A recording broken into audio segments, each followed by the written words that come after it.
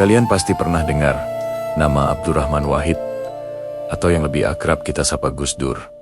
Nama ini nggak bisa dilepaskan dari sejarah demokrasi Indonesia. Pas Orde Baru, Gus Dur bukan sekadar presiden keempat, tapi juga seorang pemikir, kiai, dan simbol keberanian moral di tengah sistem politik yang saat itu masih rapuh dan penuh kompromi.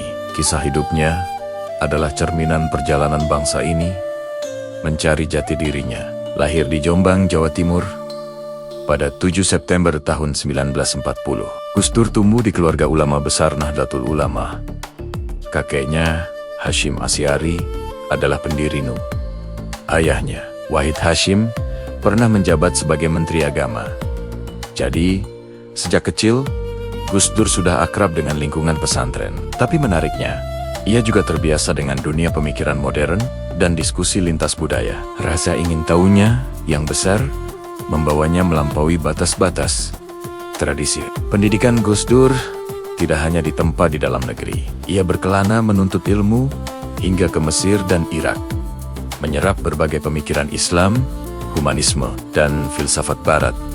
Pengalaman inilah yang membentuk cara berpikirnya yang unik, tidak kaku, tidak hitam putih, dan seringkali melampaui batas ideologis yang biasa kita temui di Indonesia. Gus Dur melihat dunia dengan kacamata yang lebih luas, membuatnya mampu merangkul perbedaan dengan cara yang luar biasa. Ketika Orde Baru masih kokoh berkuasa, Gus Dur muncul sebagai salah satu intelektual Muslim yang berani menjaga jarak dari kekuasaan. Ini bukan hal yang mudah pada masa itu. Pada tahun 1984, ia terpilih sebagai Ketua Umum PBNU. Di bawah kepemimpinannya, NU mengambil langkah penting, kembali ke khitah ke 1926. Artinya, NU menjauh dari politik praktis dan fokus pada urusan sosial keagamaan. Keputusan ini strategis, membuat NU tetap berpengaruh di masyarakat tanpa harus menjadi alat kekuasaan. Tapi, keberanian Gus Dur bukan tanpa risiko.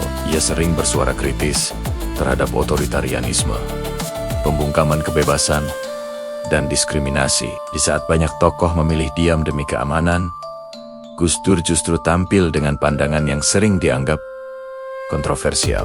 Ia tak ragu membela kelompok minoritas, baik itu etnis, agama, maupun aliran kepercayaan. Baginya, semua warga negara punya hak yang sama, dan negara wajib melindungi mereka. Inilah yang membuatnya dijuluki Bapak Pluralisme Indonesia. Lalu datanglah reformasi ke 1998.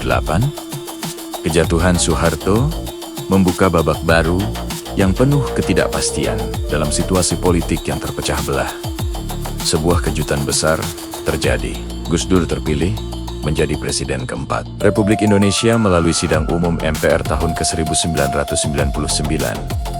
Kemenangannya sangat tidak terduga. Ia bukan dari kalangan militer, bukan bagian dari elit Orde Baru, dan bukan pula pemimpin partai politik terbesar.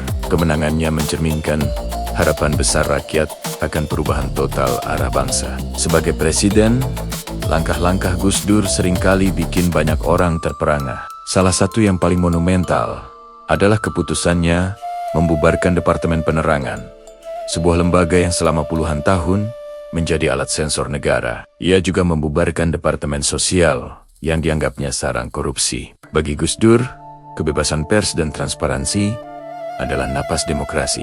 Tak berhenti di situ. Gus Dur mencabut larangan terhadap budaya dan ekspresi Tionghoa yang telah dibatasi sejak 1965. Ia menjadikan Imlek sebagai hari libur nasional opsional. Ini adalah langkah berani yang mengembalikan martabat saudari-saudara kita dari etnis Tionghoa sebagai bagian tak terpisahkan dari bangsa Indonesia. Gus Dur juga membuka ruang dialog dengan Aceh dan Papua, dua wilayah yang selama ini selalu didekati dengan kara-kara militeristik. Ia mengubah nama Irian Jaya kembali menjadi Papua, sebuah pengakuan simbolis yang sangat berarti.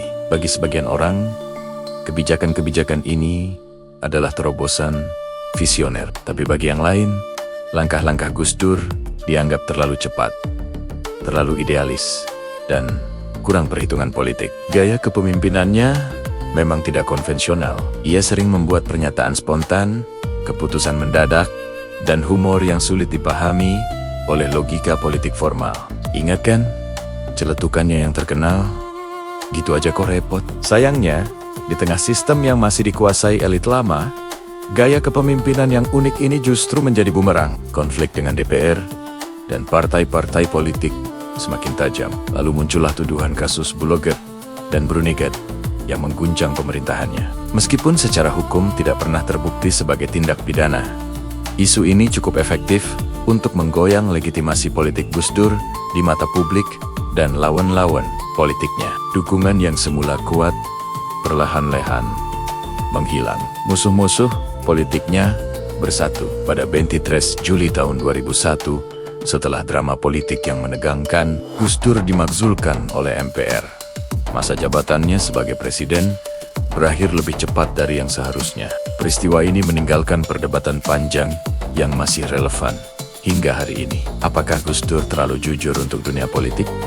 Atau sistemnya yang memang belum siap untuk menerima pemimpin yang begitu idealis? Setelah tidak lagi menjabat sebagai presiden, apakah Gus Dur berhenti bersuara? Tentu tidak. Dengan kondisi fisik yang semakin terbatas penglihatannya, hampir hilang semangatnya, justru semakin menyala.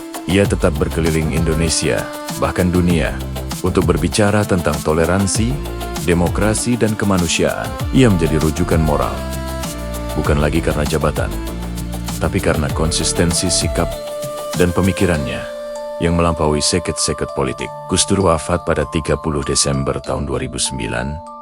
Jutaan orang dari berbagai agama, etnis, dan latar belakang sosial mengantarnya ke peristirahatan terakhir di Jombang. Dalam kematiannya, terlihat jelas betapa besar pengaruhnya. Orang-orang tidak hanya kehilangan mantan presiden, tapi juga seorang guru bangsa, seorang bapak yang selalu membela mereka yang terpinggirkan.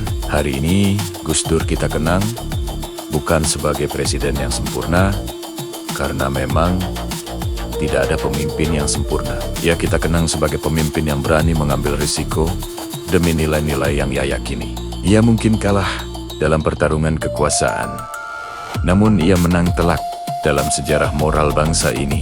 Di tengah Indonesia yang terus berjuang menjaga kebinekaan, nama dan pemikiran Gus Dur tetap hidup. Ia menjadi pengingat abadi bahwa demokrasi bukan hanya soal perebutan kekuasaan atau kursi jabatan. Demokrasi adalah tentang keberanian untuk membela yang lemah dan memperjuangkan keadilan bagi semua. Bahkan, jika kita harus berdiri sendirian, warisan terbesarnya adalah pelajaran bahwa menjadi berbeda itu tidak apa-apa, dan tugas kita bersama adalah merawat perbedaan itu sebagai sebuah kekayaan. Terima kasih sudah menyimak cerita tentang salah satu putra terbaik bangsa ini. Jangan lupa subscribe channel ini untuk konten-konten inspiratif lainnya. Sampai jumpa di video berikutnya.